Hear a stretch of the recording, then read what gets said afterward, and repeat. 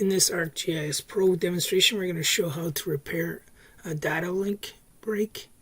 Right, so we can see here in this table of contents that we have 3 data layers on which the source is broken for all 3.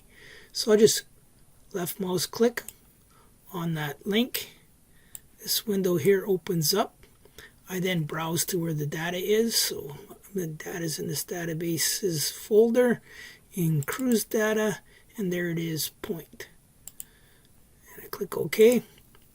And actually all 3 links are repaired because the 3 data sources all reside in the same folder.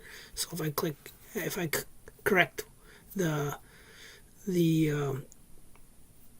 broken link for one of them, it corrects it for all 3.